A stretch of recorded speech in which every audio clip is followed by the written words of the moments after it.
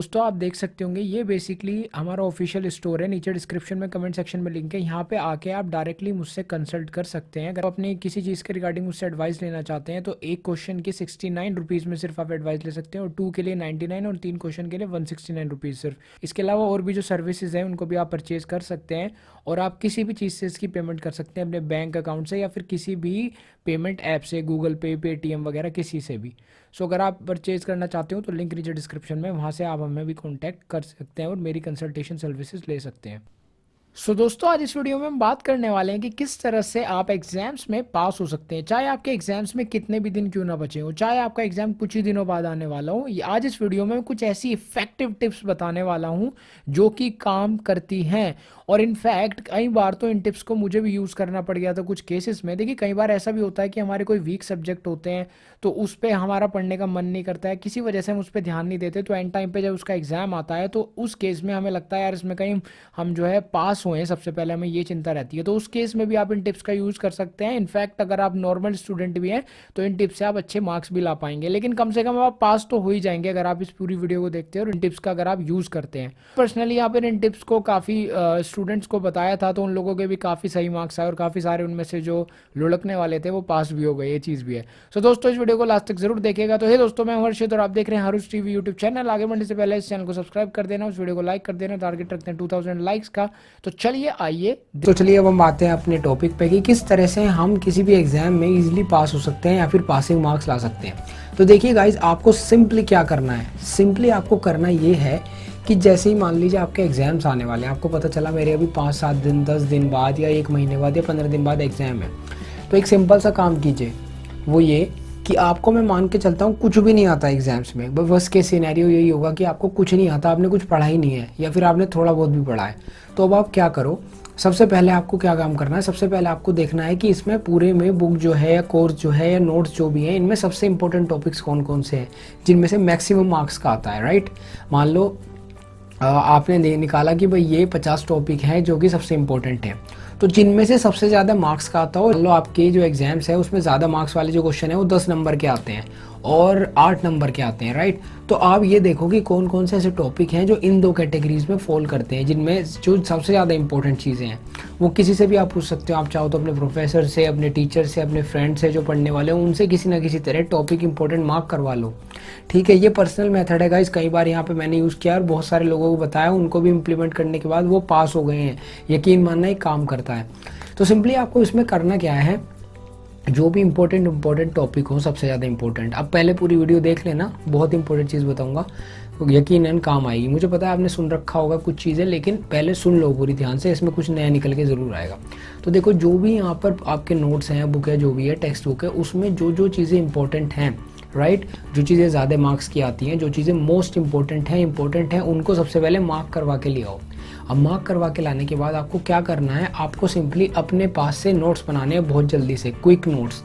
ठीक है, इसमें आपको क्या करना है, एक आप यहाँ पर कुछ पेपर्स ले लो और अपना पेन लो, और सिंपल जो जो टॉपिक इंपॉर्टेंट है उसके हर टॉपिक को लो। मान लो पहला टॉपिक है, मान लो आपने 50, एग्जाम्पल के लिए आपने 50 टॉपिक चूज़ कर लिया कि ये 50 टॉपिक इंपॉर्टेंट है, तो अब आप क्या करो, पहला टॉपिक लो उन 50 में से, उस टॉपिक का नाम लिखो। मान लो टॉपिक का नाम है XYZ।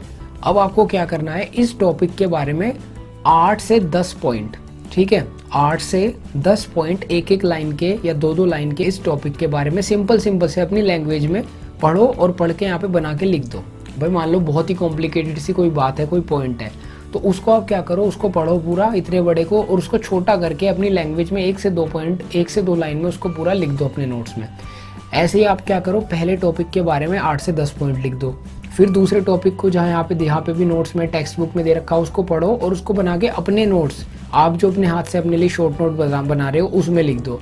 ऐसे ही आपको क्या करना है, जितने भी टॉपिक हैं, एग्जाम्पल के लिए 50 टॉपिक हैं इंपॉर्टेंट, तो 50 के 50 टॉपिक पे, हर टॉपिक पे 8 से 10 पॉइंट आपको लिख देने हैं। ठीक है, अब बेसिकली आपको क्या करना है, बस आपको इनको एक बार पढ़ के जाना है, अच्छे से आपको इनको पढ़ के जाना है। अब देखिए होगा क्या, जब आप इस तरीके से लिखेंगे तो एक तो आपके लिए इनको पढ़ के जाना आसान हो जाएगा, क्योंकि इनको आपने अपनी लैंग्वेज में लिखे हैं तो आपको ये बहुत जल्दी याद होंगे। अब देखिएगा इस, अब नेक्स्ट स्टेप जो आपको करनी है वो ये कि आपको अपने एग्जाम्स में जाना है, और जो जो आपने इंपॉर्टेंट टॉपिक जो आपने बनाए थे, जिसमें आपने हर टॉपिक पे 8 से 10 पॉइंट लिखे थे, आपको सिंपली क्वेश्चंस चेक करने हैं। और इन टॉपिक्स को ध्यान में रखना है। और जैसे ही आपको कोई भी क्वेश्चन दिख जाता है, उस क्वेश्चन में अगर एक वर्ड भी कोई आपके टॉपिक से रिलेटेड है, चाहे वो क्वेश्चन कुछ भी हो, अगर आपको अपने टॉपिक्स जो आपने पढ़ा है उस टॉपिक से रिलेटेड आपको उस क्वेश्चन में कोई एक वर्ड भी मिलेगा, मान लो आप कोई क्वेश्चन पढ़ रहे थे, उसमें आपने देखा यार क्वेश्चन तो पता नहीं क्या है, लेकिन हाँ ये वर्ड जो है ये टॉपिक से मैच कर रहा है, तो अब आप क्या करो, जो भी उस टॉपिक में आपने 8-10 पॉइंट बनाए थे अपने, वो जो पॉइंट है आपको उस क्वेश्चन के आंसर में आपको लिख के आ जाने हैं बस। ठीक है, मैं जो कह रहा हूँ उसको ध्यान से सुनो। आपको हर क्वेश्चन में कुछ ना कुछ पढ़ा हुआ अपना मैक्सिमम केसेस में चांस होगा कि मिल ही जाएगा। अब आपको क्या करना है, हर क्वेश्चन में जैसे आपको कुछ भी चीज़ें सिमिलैरिटी लगे उन टॉपिक से जो आपने पढ़ा था, आपने जैसे कोई क्वेश्चन पढ़ा उसमें आपको कोई वर्ड दिखा, वो वर्ड आपने अपने किसी टॉपिक में पढ़ा था, राइट, जो आपने अपने नोट्स बनाए, तो उस नोट्स में जो टॉपिक में आपने 8-10 पॉइंट बनाए थे उनको आप सिंपली उसके आंसर में लिख के आ जाओ क्वेश्चन के। इसी तरह से आपको अपना पूरा पेपर कर डालना है। कोशिश करनी है कि ना के बराबर क्वेश्चन जो हैं वो छूटे, समझ रहे हो, कोशिश करनी है कि आपका पेपर पूरा आप करके आओ, कुछ भी छूटे ना। और सब में ये पॉइंट जो आपने बनाए थे आपको लिख के ही आने हैं। अब देखो इसका रिजल्ट क्या होगा मैं आपको बताता हूँ। देखो नॉर्मली होता ये है कि हम जब खाली छोड़ के आते हैं तो हमें 0 मार्क्स मिलेंगे, राइट भाई। जब आप एग्जाम में अगर कोई क्वेश्चन का आंसर नहीं लिख के आते हो, उसको खाली छोड़ के आते हो, तो आपको 0 मार्क्स मिलेंगे। लेकिन अगर आप वहाँ पे ये अपने 8 से 10 पॉइंट लिख के आ जाते हो, उससे रिलेटेड टीचर को ये तो लगेगा कि यार एटलीस्ट इसने कुछ तो लिख रखा है, तो शायद 5 नंबर का क्वेश्चन हो तो आपको 1-2 नंबर तो दे, समझ रहे हो। तो अगर खाली छोड़ के आओगे तो 0 मिलेगा, और कुछ लिख के आओगे तो 1-2-3 नंबर तो मिलेंगे। और लिख के भी ऐसा नहीं है कि कुछ आप आलतू फालतू का आ रहे हो, आप उसी क्वेश्चन से रिलेटेड कोई वर्ड है, कोई टॉपिक है, उसको आप सिंपली एक्सप्लेन करके आ रहे हो, राइट गाइस। मानता हूँ कि वो एक्यूरेट नहीं होगा, लेकिन कुछ ना कुछ आप लिख के आ रहे हो उसी से रिलेटेड, तो चांसेस हैं कि आपके जो मार्क्स हैं उसका एटलीस्ट 20% मार्क्स आपको मिल जाए। ये चीज़ है।